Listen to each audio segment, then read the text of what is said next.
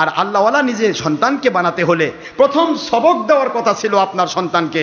আল্লাহর বন্ধু বলেন, সন্তানকে যখনই কথা বলা শিখে তখন তাকে আল্লাহ শব্দ শেখাতে হবে।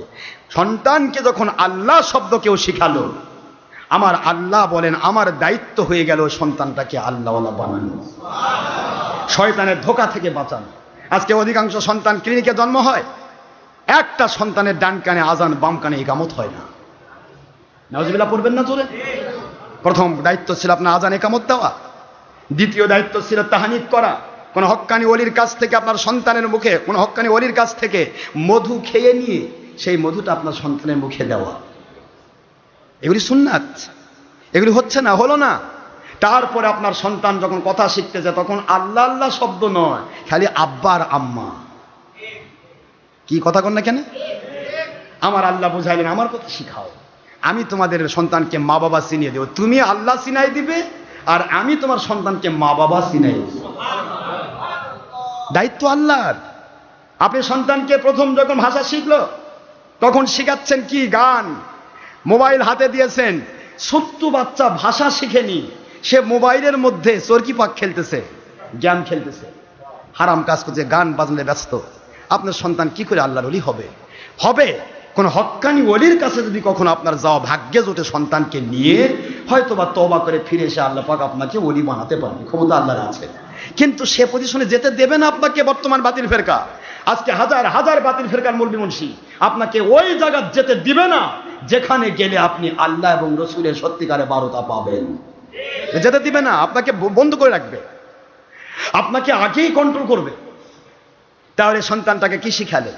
প্রথম যদি সন্তানকে কেউ কালিমাতুত তাইয়্যিবার সবক দেয়, লা ইলাহা ইল্লাল্লাহ মুহাম্মাদুর রাসূলুল্লাহ সাল্লাল্লাহু আলাইহি ওয়াসাল্লাম সবক দিয়ে দেওয়া হলো, অর্থ হলো আল্লাহ ছাড়া কোনো মাবুদ নাই, আর আমার আখেরি নবী মুহাম্মদুর রাসূলুল্লাহ সাল্লাল্লাহু আলাইহি ওয়াসাল্লাম তিনি আল্লাহর প্রেরিত পুরুষ।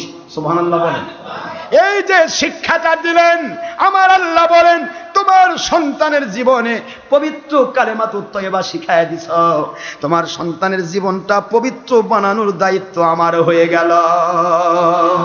আল্লাহু আকবার বলেন। সন্তান যখন কথা শিখে তখন বিভিন্ন রকমের কিছু আমরা শিখাচ্ছি, বিভিন্ন কিছু শিখাচ্ছি। কাঁচাই না নোয়ালে বাঁশ, পাকলে করে ঠ্যাস ঠ্যাস। আপনি সন্তানকে কাঁচাই শিখান, সে ওটা শিখে ফেলবে। এমন এক মাদ্রাসায় পড়তে দিচ্ছেন যেই মাদ্রাসায় গেলে ওলিয়া উলিয়ার দুশ্মনী শিখতেছে। আপনি অলিকে আফিম মনে করতেছেন, পীরকে আফিম মনে করতেছেন, আর ওই জায়গায় যাচ্ছেন যেখানে গেলে নবীর বিরুদ্ধে কথা বলা হয়, মিলাদের বিরুদ্ধে কথা বলা হয়, ওলিয়া উলিয়ার বিরুদ্ধে কথা বলা হয়, নবীকে আমাদের মতো বলা হয়, মাটির মানুষ বলা হয়, কত কি করছেন। তাহলে ওই বান্দা, ওই সন্তান কোনোদিন আপনার হক আদায় করবে না। যে নবীর হকই জানে না, আল্লাহর হক মানে না, সে কখনো কোনো বাবা মার হক মানতে পারে না। মুসলমান সোনার ভাইরা, এইবার সন্তান বড় হয়ে গেল, 7 বছর বয়স থেকে অবশ্যই তাকে আপনি নামাজের তাকিদ দিবেন। নামাজের তাকিদ দিলেন না, আপনার ব্যবসার ক্ষেত্রে অবহেলা করলো, তার জন্য সন্তানকে পিটাচ্ছেন। আপনার জমিতে ভাত সেজে নিয়ে গেল না, আপনার সাথে লাঙ্গল চাষ করতে গেল না, আপনার সাথে জমিতে ধান কাটতে গেল না, তার জন্য সন্তানকে প্যানিশমেন্ট করছেন, গালমন্দ করছেন। কিন্তু আপনার সন্তান যে নামাজ আদায় করলো না, আল্লাহর হক আদায় করলো না, এ ব্যাপারে আপনার কোনো রকমের চিন্তা নাই। ওই সন্তান কি করে বড় হলে আপনার হক আদায় করবে? কি করে সম্ভব? আমার মালিক বলেন, আমি এবং আমার নবীকে তুমি বাবা হিসেবে, মা হিসেবে তোমার সন্তানকে চিনায়ে দাও, আমার ওলিদেরকে চিনায়ে দাও। আমি আল্লাহর দায়িত্ব হয়ে যাবে মা বাবা কেমন সম্পদ তোমার সন্তানকে চিনায়ে দেওয়া। এ দুনিয়ার ইমামেরা, এ দুনিয়ার শিক্ষকেরা, এ দুনিয়ার উস্তাদেরা, এ দুনিয়ার বড় বড় আলেমেরা, তোমরা তোমাদের দায়িত্ব জীবনের বাজি নিয়ে হলেও আল্লাহ এবং নবীকে দুনিয়াবাসীকে চিনায়ে দাও। তুমি নিজেকে জাহির করতে হবে না, আমি আল্লাহর দায়িত্ব হয়ে যাবে গোটা দুনিয়ার মানুষের কাছে তোমার পরিচয় ঘটাতে। তোমার পরিচয় তুমি ঘটাতে দরকার নেই, তোমার জাহিরের জন্য হারাম কাজ করা দরকার নেই।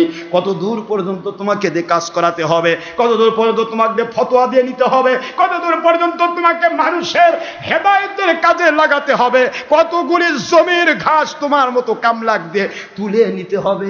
জমিন আল্লাহর, আল্লাহ বলেন আমি সেটা করব, তুমি শুধু প্রস্তুত হও আল্লাহর গোলামি করার জন্য।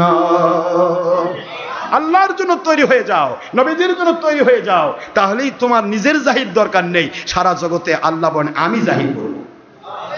কিন্তু আমরা কি করছি? আমার জাহির হবে না কেন? এই জন্য টিভির পর্দায় লুকোচুরি খেলতেছি। কি কথা করছেন না কেন? আমার যে না দেখে তারা চিনবে কেমনে? ডক্টর আশরাফ সিদ্দিকী এত বড় ওয়াজ করা পারে? হারাম কাজ করে মানুষকে দেখাচ্ছি। আল্লাহ কয় তুই তো আল্লাহ চাস না, তুই তো মানুষ চাস। তো মানুষই তো ভালোবাসুক, আমার দরকার নেই। তোর আমল, তোর আকীদা, তোর ইসলাম আল্লাহ দেখানোর জন্য নয়, মানুষ দেখানোর।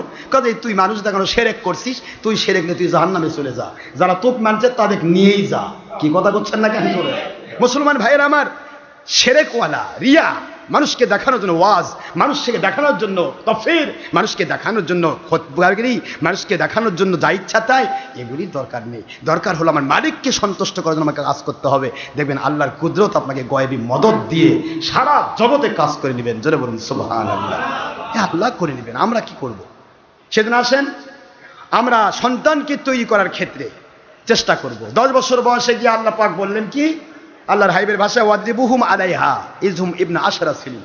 যখন তোমার সন্তানের বয়স 10 বছর হয়ে গেল, তারপরও সে নামাজে দাঁড়াচ্ছে না, এখন তোমার উপরে আমি অর্ডার করলাম তোমার সন্তানকে নামাজে দাঁড়ানোর জন্য ভয় দেখাও, প্রহার করো। জোরে বলুন সুবহানাল্লাহ। এইটা কেন? সন্তানকে মারতে আল্লাহ এই নাজুক সন্তানকে কেন মারার কথা বলছেন? মারার কথা নয়, বরং মারার ভয় দেখানো। যদি একটু মারার চিন্তা করেন তাহলেও নামাজি হয়ে যাবে। কথা ঠিক না ঠিক? কিন্তু আমরা তা করি না। সন্তান বরং আরো ঘুমিয়ে আছে, বাবা ঘুমিয়ে থাক, ওর ব্রেনে আঘাত করবে, বাবা পরীক্ষা হচ্ছে, সন্তানের ভালো রেজাল্ট হবে না, থাক আজকে রোজা রাখার দরকার নেই। আমার আল্লাহ বলতেছেন তুই কেমন বাপ রে, তোকে আমি দেখবো, দেখতেছি।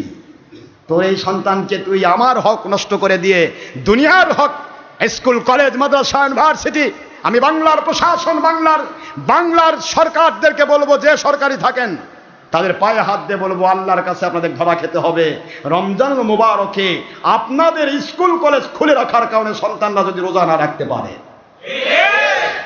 প্রত্যেকটা সময় রমজান মুবারকে স্কুল কলেজ ছুটি থাকতো, আর সন্তানগুলি আরামে রোজা রাখতো, আমল করতো। কথা ঠিক না ব্যাঠি? কিন্তু এখন কি হচ্ছে? রমজান মাসে বেশি চার্জ, সকালে কোচিং, বিকালে প্রাইভেট, অমুক তমুক স্কুল, ওই পরীক্ষা, সব আমার মালিক আহকামুল হাকিমিন সব দেখতেছেন।